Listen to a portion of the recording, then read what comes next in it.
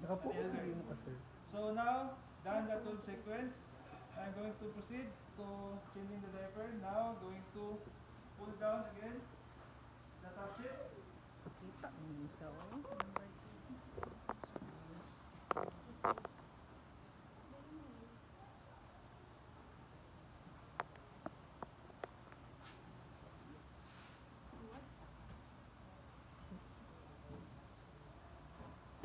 Starring mo siya. And now we're going to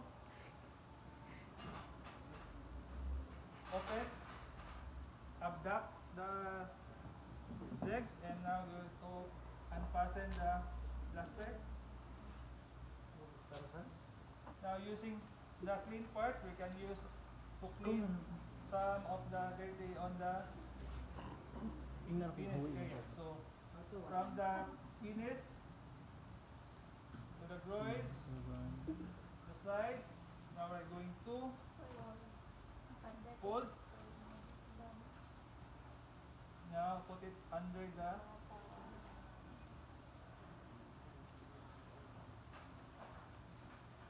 now get the washcloth. So let's start.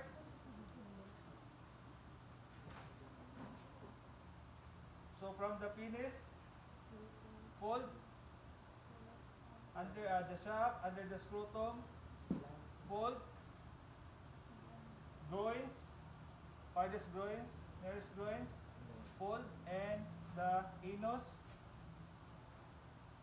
And we start to washcloth with soap.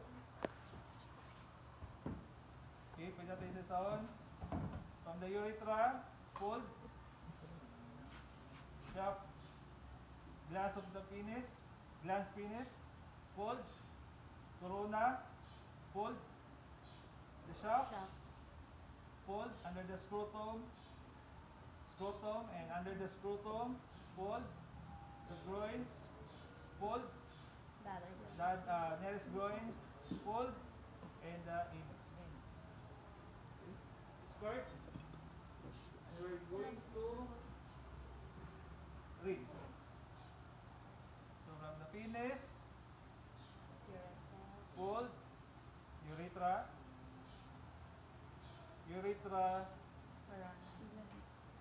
glans of the penis, fold, corona, fold, the shaft, fold, under the scrotum, fold,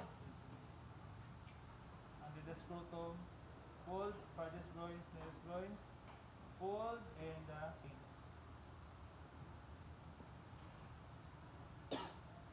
Now done, I'm going to put the patient to lateral position. Now put the arms to the abdomen. Now we insert the incontinent pad together with the diaper on the sides of the patient. Now raise the sides and neck. I'm going to put the patient to lateral position. Raise the farthest arm to the abdomen and bend the knee and move to lateral position.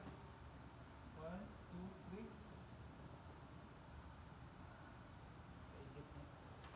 Now we're going to clean the buttocks. So this is a new washcloth with water. So circular stroke. Pay attention to the iliac crease, sacrum, coccyx, ischium, the dorsal folds, skirt, add soap, washcloth with soap,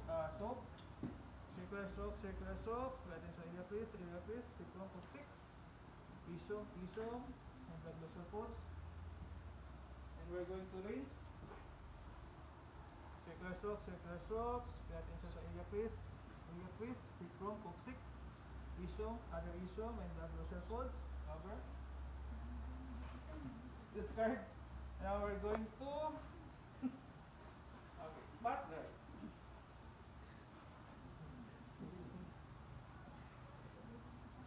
Now we're going to remove the soiled diaper together with the incontinent pad and put it to waste receptacle. Now since I have a soiled gloves, I'm going to change it into a new one. So this is a new clean set of gloves. Now prepare the new sets of diaper and incontinent pad. So open. Okay. And we're going to roll in towards the center and insert it to the sides of the patient.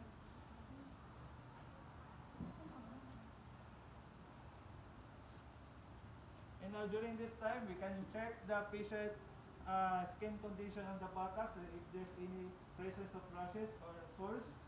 Now we add moisturizer or the lotions to the sides, including the buttocks. Okay, still clean gloves kagapon niya. So now we're going to put the patient into supine position.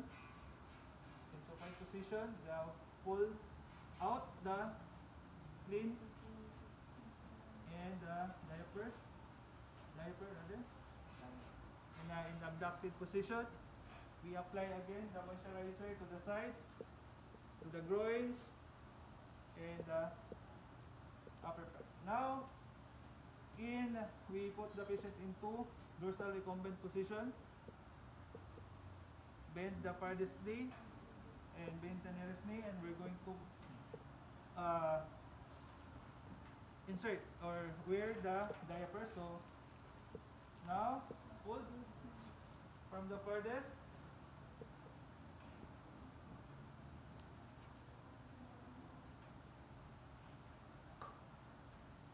Fasten the plaster.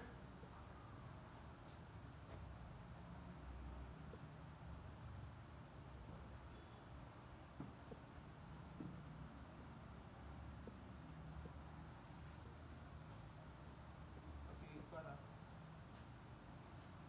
Okay, ito. Okay.